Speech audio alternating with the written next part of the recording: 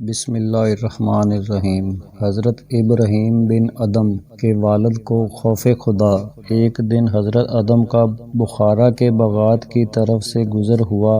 آپ ایک نہر کے کنارے جو باغات کے اندر سے ہوتی ہوئی گزرتی تھی بیٹھ کر وضو کرنے لگے۔ آپ نے دیکھا کہ نہر کے اندر ایک سیب بہتا ہوا آ رہا ہے۔ خیال کیا کہ اس کے کھا لینے میں کوئی مضائقہ نہیں، چنانچہ سیب اٹھا کر کھا لیا۔ جب سیب کھا چکے تو دل میں یہ وسوسہ پیدا ہوا کہ میں نے سیب کے مالک سے اجازت نہیں لی اور میرا یہ کھانا ناجائز ہے۔ اس خیال سے باغ کے مالک کے پاس گئے اور جا کر اسے اس امر کی اطلاع دی تاکہ اس کی اجازت سے حلال و مباح ہو جائے۔ چنانچہ باغ کے دروازے پر دستک دی جہاں سے یہ سیب آیا۔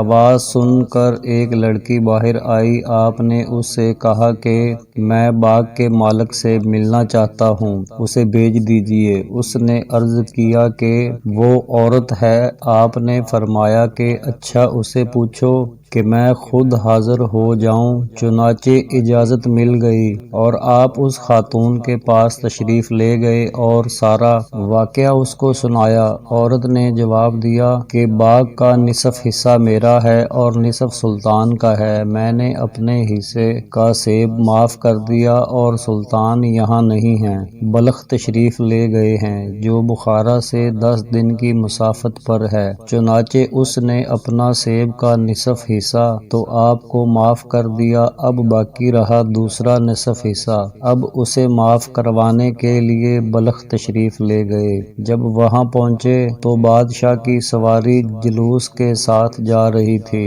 اسی حالت میں آپ نے سارے واقعہ کی بادشاہ کو خبر کر دی اور نصف حصہ جو سیب کے معاف کرانے پر طالب ہوئے۔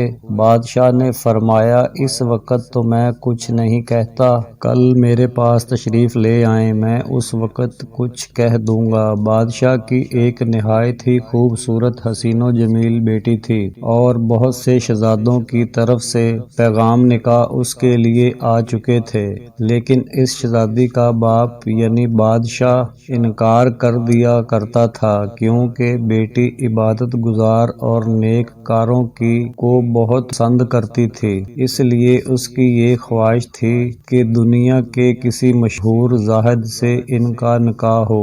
جب بادشاہ محل میں واپس آیا تو اپنی لڑکی سے ادم کا سارا واقعہ بیان کیا اور کہا کہ میں نے ایسا شخص نہیں دیکھا کہ صرف نصف سیب حلال کرانے کے لیے بخارا سے یہاں بلخ آیا ہے۔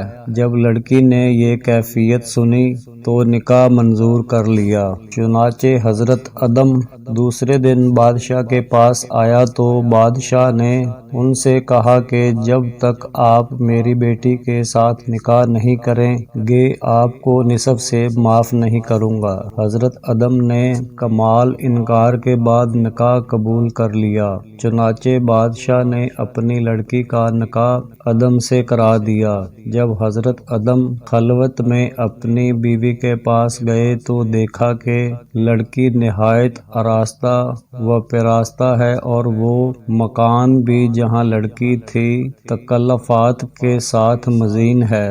حضرت ادم ایک گوشہ میں جا کر نماز میں مصروف ہو گئے حتیٰ کہ اس حالت میں صبح ہو گئی اور متواتر اور 7 راتیں اسی طرح گزر گئیں اور اب تک بادشاہ نے سیب کا نصف حصہ معاف نہیں کیا تھا۔ آپ نے بادشاہ کو یاد دہانی کرانے کے لیے یہ کہا کہ اب وہ حصہ معاف فرما دیجیے۔ بادشاہ نے کہا کہ جب تک آپ کا میری لڑکی یعنی اپنی بیوی کے ساتھ جماع کا اتفاق نہ ہوگا میں معاف نہیں کروں گا۔ آخر کار شب ہوئی اور حضرت ادم بیوی کے پاس جماع پر مجبور ہوئے۔ اس کے بعد آپ نے غسل کیا، نماز پڑھی، ایک چیخ ماری اور مصلی پر گر پڑے۔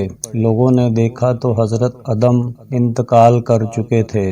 بعد ازاں اس لڑکی کے بدن سے ادم کا ایک لڑکا پیدا ہوا اور وہ ابراہیم بن ادم تھا۔ چونکہ حضرت ابراہیم ابراہیم کے نانا بادشاہ کے پاس کوئی لڑکا نہ تھا، اس وجہ سے بادشاہ کے بعد سلطنت حضرت اس وجہ سے ابراہیم بن ادم کو ملی۔ آپ کے سلطنت چھوڑنے کا واقعہ مشہور ہے۔